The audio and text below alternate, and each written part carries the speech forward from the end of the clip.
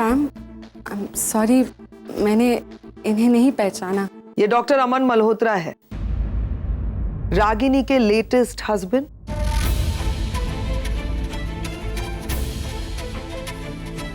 मतलब रागिनी ने दूसरी शादी कर ली है? या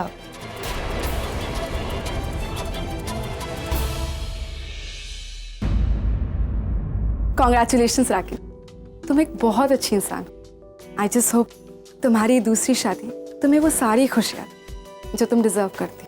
और हाँ, तुमने जो किया बिल्कुल ठीक। लाइफ में लोग मिलते हैं, लोग बिछड़ते भी हैं, पर लाइफ मूव्स ऑन। और ऐसे में अपने अतीत को भुलाकर जिंदगी के साथ आगे बढ़ने में ही समझदारी है। एग्जैक्टली निवेदिता, यही तो मैं समझाने की कोशिश कर रही थी नील को कि देखो रागिनी कैसे आगे बढ़ गई जिंदगी में, खुश है ना, तो नील को भी तो हक है खुश होने का, उसे भी जिंदगी में आगे बढ़ना चाहिए। मैं तो रोज समझाती हूँ लेकिन वो मानता ही नहीं है, लेकिन अब तुम आ गई हो ना, आई एम श्योर नील अब मानने लगेगा, है ना नील? आई थिंक अब हमें चलना चाहिए निवेदिता।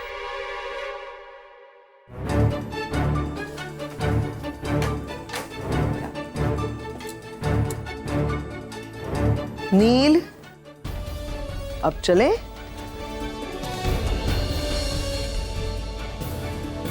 Good night.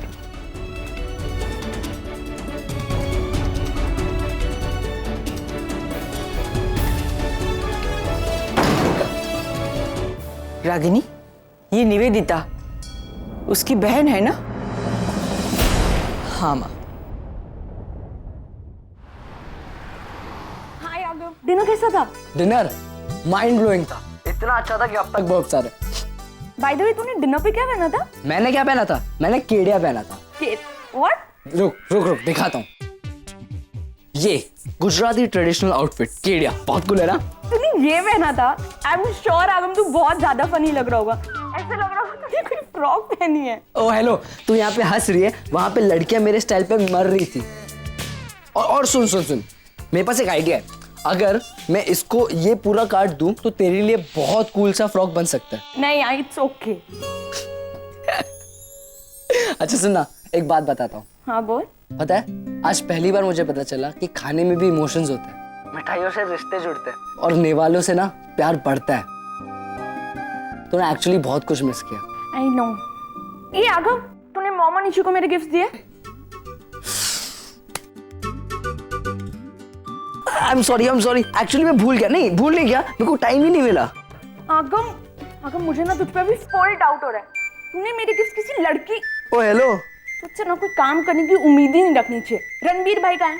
ओ हेलो रणबीर, वो तो मुझसे भी गया गुजरा है।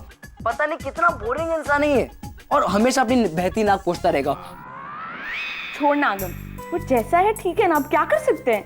अरे बट इतना फर्क, कभी कभी तो मुझे लगता है कि वो हॉस्पिटल में ना एक्सचेंज हो गया होगा।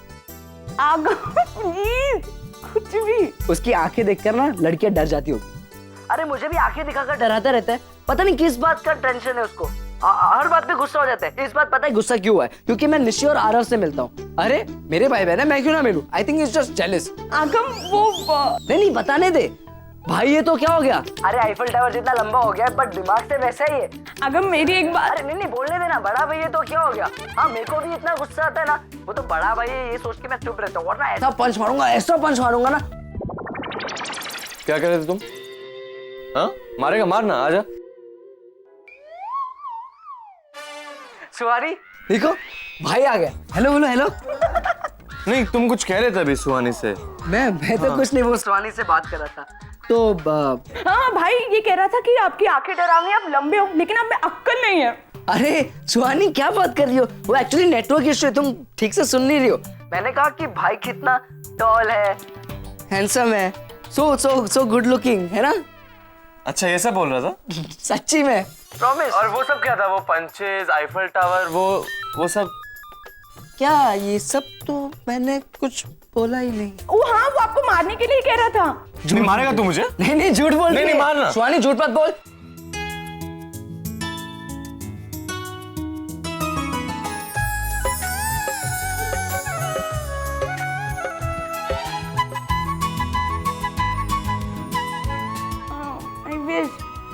मैं भी वहां होती। तो चिंता मत कर रागिनी, सब कुछ ठीक हो जाएगा। ये सारे एफडीज मिलाकर भी माँ सिर्फ 43,000 ही हो रहे हैं।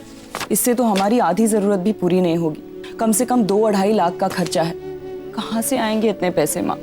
रागिनी, जब मैं बीमार थी तब तुमने अपनी सबसे बड़ी एफडी तोड़ी थी। अगर उस वक्त में क्या याद आया, देख तो। माँ इसमें काउंट करके देखो ना कितने हैं। हाँ देखती हूँ।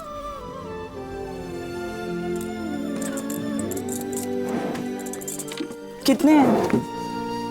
ये 9-9.5 तक है। और मेरे ख्याल से इसमें 2 और एफडीज हैं।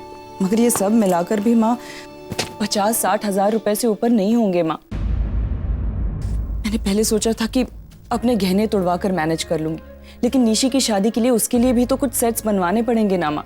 ये सोना तो वहीं पे यूज हो जाएगा। समझ में नहीं आ रहा है माँ, मैं क्या करूं, कहाँ से लाऊं इतने पैसे?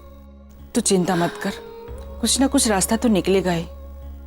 मेरी इकलौती बेटी की शादी है माँ। मैं उसके लिए इस शादी का एक एक पल स्पेशल बनाना चाहती हूँ, ताकि जब वो पीछे मुड़कर देखे तो उसे अपनी माँ पर गर्व हो। वो सर उठाकर ये कह सके कि भले ही मेरी माँ ने मुझे अकेले पाला है, लेकिन उसने मेरी शादी में कोई कमी नहीं होने दी। लेकिन मैं तो पहले मोड़ पे फीलिंग सो हेल्पलेस माँ। रागिनी, आज ये पैसे चाहे आज ये हमारी जरूरत पूरी नहीं कर पा रहे हैं, लेकिन तुमने किस तरह से जोड़े हैं ये मैं जानती हूँ। तुमने अपनी ख्वाहिशों को काट कर 1-1 रुपया जमा किया है। महीनों पैदल चलकर ऑफिस पर गई हो ताकि अपने बच्चों के लिए बस की फीस वक्त पे जमा कर सको।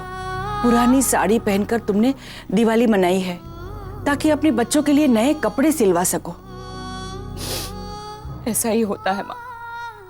हम मिडिल क्लास लोग अपनी जरूरतों के साथ समझौता कर लेते हैं, मगर अपने बच्चों के नहीं, ताकि उन्हें 4 लोगों के सामने शर्मिंदा ना होना पड़े। मैं भी वही कोशिश कर रही हूँ माँ, ताकि अपनी माँ की मजबूरी की वजह से निशी को ससुराल जाके 4 बातें सुननी ना पड़े। रागिनी, हम जिग्नेश के माँ बाप के साथ बात कर सकते हैं शायद। अब उनसे क्या बात करूँ माँ? शादी के 4 फंक्शंस का खर्चा वो लोग ऑलरेडी मेरे साथ बांट रहे हैं। अब अगर उनकी दादी ये जिद पकड़कर बैठी है कि ये एक फंक्शन लड़की वालों की तरफ से होना चाहिए, तो मैं उन्हें मना नहीं कर सकती हूँ माँ। रागिनी, हम अमन से लोन ले सकते हैं? नहीं माँ, डॉक्टर अमन और मैं सिर्फ अच्छे दोस्त हैं। अपने पर्सनल प्रॉब्लम्स में मैं उन्हें इन्वॉल्व नहीं करना चाहती हूँ माँ। कुछ प्रॉब्लम्स मुझे अकेले ही सॉल्व करने होंगे। ऐसे ही नील वाले मामले में मेरे हस्बैंड बनने का नाटक करके वो मुझ पे बहुत बड़ा फेवर कर रहे हैं माँ।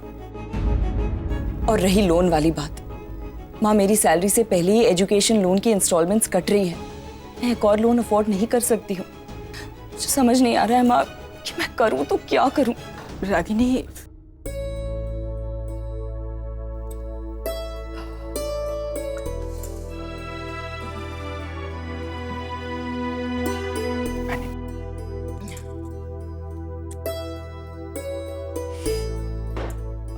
रागिनी, एक रास्ता है, नचिकेत से बात करके।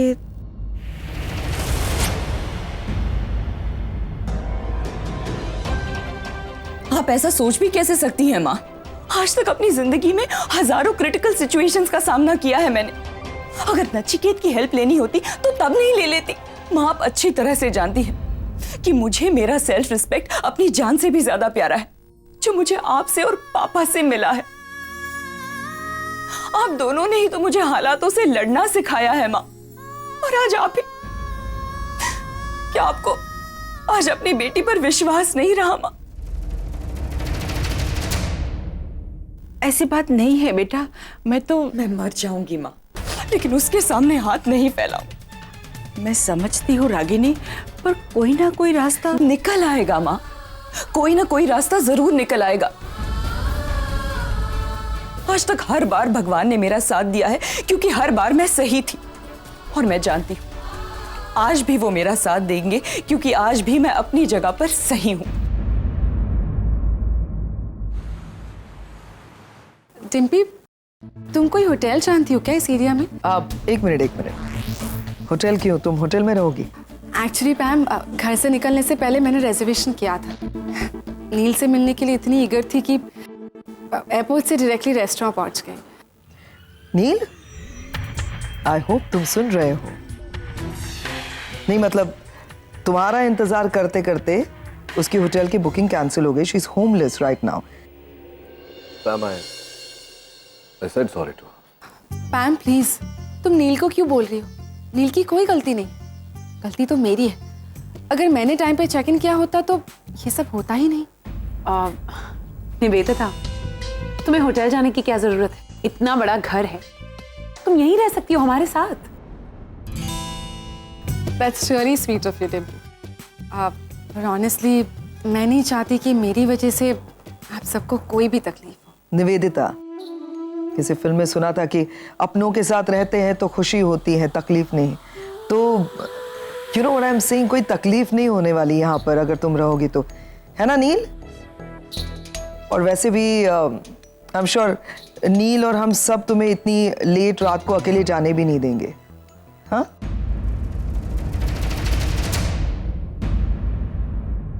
निवेदिता, I think पैम और डिम्पी सही कह रहे हैं। ओ माय गॉड, हम क्यों इतना डिस्कशन कर रहे हैं? निवेदिता, तुम हमारी फैमिली की तरह हो और फैमिली मेंबर्स होटल में नहीं रहते हैं। सो तुम इस घर में रहोगी और वो भी अपने घर जैसे। डिस्कशन खत्म। Is that clear everybody?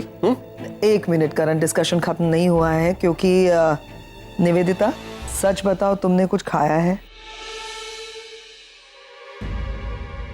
Actually Nivedita अगर भूखी है तो उसकी वजह मेरा प्यारा भाई नील है ना नील? नहीं, आई एम श्योर तुम भी जानती हो, you going on saying sorry to Nivedita, और तुम्हारी वजह से वो होमलेस है और शी इज हंग्री। तो क्यों नहीं तुम और निवेदिता दोनों बाहर जाओ डिनर के लिए? अच्छी वाइन होगी, अच्छा डिनर होगा, अच्छी बातें होंगी, कॉम्पेंसेट करने के लिए। हाँ, जैसा तुम्हें ठीक लगे पैम। Thank you.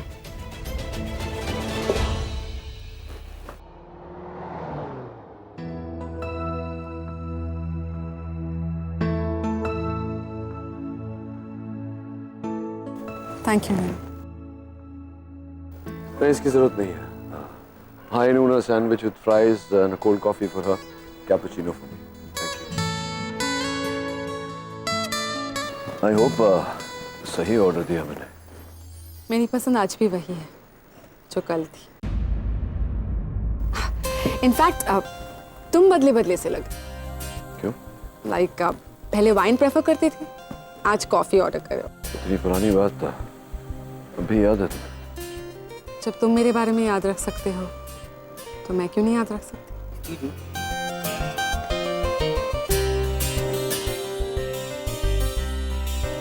तुमसे जुड़ा हुआ हर पल याद है मुझे, क्योंकि तुम्हारे आने के बाद रूपाली और मेरी जिंदगी कंप्लीटली बदल गई। मेरे लाइफ का बेस्ट पीरियड था। Excuse me, sir. Any spare phone? मैं बताऊं? जिंदगी कैसी है पहेली।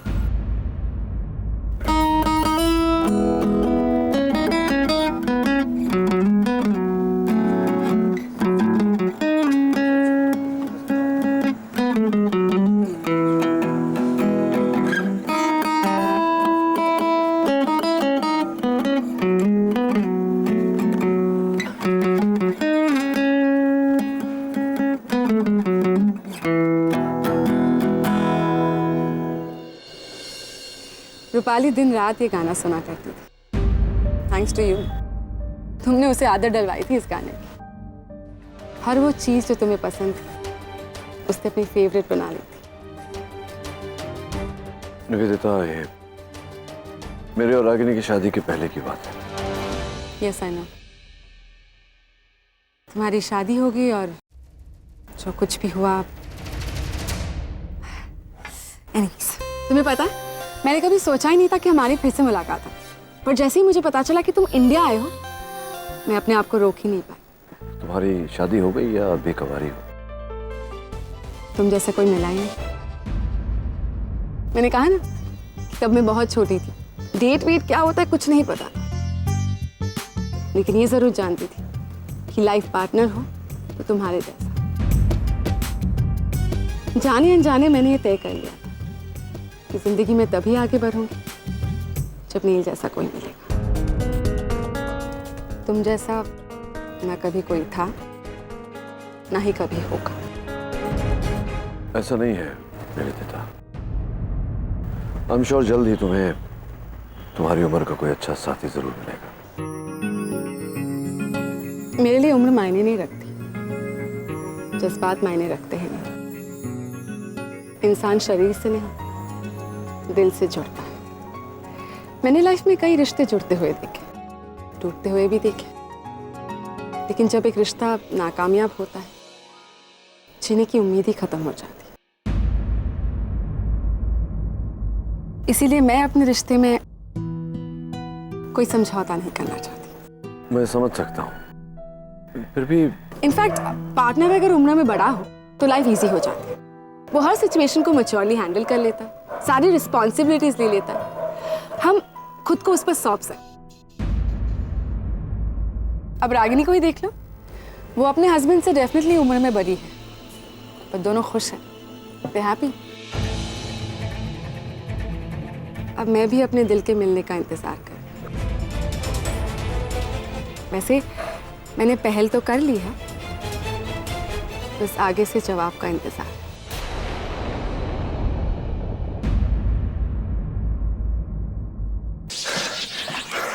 डिम्पी बस कितना भगाती हो यार। करण, तुम्हारा कुछ नहीं हो सकता। तुम ट्रेडमिल पे 3 मिनट भी नहीं चल सकते, वो भी 3 की स्पीड पर। Just look at you. 3 minute नहीं डिम्पी, 4 मिनट में दौड़ा वो वहां पर देखो। Seriously? और कितना करूं? पैम मैं 4 मिनट दौड़ा और डिम्पी बोली कि बस 3 मिनट है। क्या बात है? Why are you looking so worried? नहीं, वो नील को लेके थोड़ी टेंशन में थी तो सोचा तुमसे थोड़ी बात कर लो, तो लेकिन मैं बाद में आऊंगी। डिम्पी प्लीज,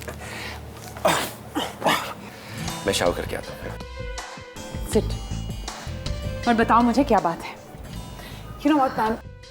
तुम खामखा की स्ट्रेस लेती हो। Why don't you just give Neil some time? 15 साल तो ले लिए ना उसने। हम तीनों जानते हैं डिम्पी। तो फैक्ट इज वो नहीं भुला पाया है रागिनी को। वो आज भी उसी के बारे में सोचता है। डिम्पी वो टूट गया है अंदर से। मैंने देखा है उसे पिछले 15 सालों से। उसके कोई खास दोस्त भी नहीं है वहाँ यूएस में जिनके साथ वो कुछ भी शेयर कर सके। 15 सालों से सिर्फ उसने अपने अंदर नफरत पाली है, घुट घुट के जी रहा है वो। अगर मैं अपने भाई को जानती हूँ ना डिम्पी, तो मैं ये समझ रही हूँ कि वो ये रागिनी की दूसरी शादी को हैंडल नहीं कर पा रहा, इसलिए इस तरह से अजीब सा बिहेव कर रहा है।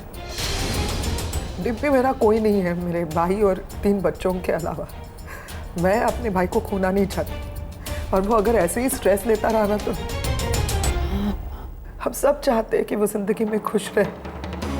डिम्पी वो, मुझे याद भी नहीं है वो लास्ट कब हंसा था दिल से। शायद करण के साथ अभी कुछ दिन पहले। उसे भी खुश रहने का हक है यार, कुछ गलत नहीं किया है उसने जिंदगी। बहुत अच्छा इंसान है वो। हम तीनों चाहते हैं ना वो जिंदगी में आगे बढ़े। रागिनी बढ़ गई आगे, अब नील का तो हक बनता है ना कि वो आगे बढ़े। और वो आगे तभी बढ़ सकता है जब निवेदिता उसकी जिंदगी में आएगी। कैसे तैसे तो मैंने उन दोनों को बाहर भेजा है, कन्विंस किया मैंने नील को कि जाओ निवेदिता के साथ डिनर करने। आई होप कि वो निवेदिता के साथ कंफर्टेबल हो। आई होप निवेदिता उसके दिल में उतर जाए। आई होप सब ठीक हो जाए। आई होप मेरा भाई फिर से जीना सीखे। Dimpy Relax. Nivedita and Neel. Neel and Nivedita sounds good ना? बहुत अच्छे भी लगते हैं दोनों साथ में। मुझे अच्छे लगते हैं दोनों। वैसे देखा जाए तो निवेदिता का भी कोई नहीं है। उसकी बहन के गुजर जाने के बाद उसके लिए हम लोग ही तो हैं खुश रहने के लिए, है ना? इसलिए सोच रही हूँ कि ये दोनों जुड़ जाए। निवेदिता खास आई है यहाँ पर नील के लिए और बच्चों से मिलने के लिए कोलकाता से। She is only here for 7 days। तो इन 7 दिनों में मैं चाहती हूँ कि बस सब कुछ ठीक हो जाए, वो दोनों एक साथ हो जाए। I need your help, Dimpy, for this, please. Of course, Pam. Of course, I will help you. मैं भी चाहती हूँ कि नील अपनी जिंदगी में आगे बढ़े। पैम, लेकिन चीजों को अपना वक्त लेने दो, सब ठीक हो जाएगा। हाँ? इतना वक्त नहीं है मेरे पास डिम्पी। डर लगता है फिर आगे नहीं ना आ जाए उसकी जिंदगी में वापस।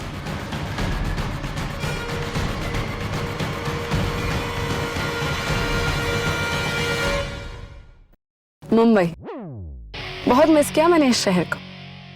दुनिया के किसी भी कोने में क्यों ना चले जाओ, इस शहर जैसा मजा कहीं नहीं आता। I just love this city. And I don't. मैं कभी भी शहर को छोड़कर जाना नहीं चाहती थी नील। मेरा पूरा बचपन गुजरा है यहाँ। ढेर सारी यादें जुड़ी हुई है, कुछ अच्छी तो कुछ बुरी। निवेदिता, हालात से भागकर कुछ हासिल नहीं होता। मैं जानती हूँ नील, पर मेरे पास कोई ऑप्शन नहीं था। पहले रूपाली चली गई, फिर तुम चले गए। अकेलेपन के साथ हालात का सामना करना बहुत मुश्किल होता है नील। सब कुछ जैसे बर्दाश्त से बाहर चले गया था। इस शहर से डर सा लगने लगा था मुझे। That's when I thought of leaving. Kolkata चली गई मैं। अपने आप को काम में इस तरह उलझा दिया कि यादों के लिए कोई जगह ही नहीं बची मेरी जिंदगी में। इनफैक्ट अब भी मैं अपनी जिंदगी के खालीपन को दूर करने की कोशिश कर रही हूँ, उस बात को भुलाकर।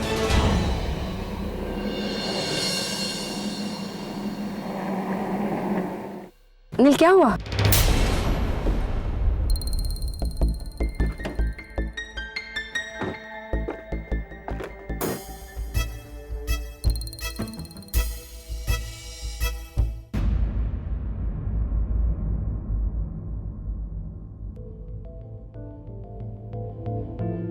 क्या सोच रहे हो? तुम्हारी तरह मेरी भी कुछ यादें जुड़ी हुई हैं इस शहर से। सामने ये बिल्डिंग दिख रही हो, वहां पहले एक छोटा सा बंगला हुआ करता था मेरे बाबूजी का।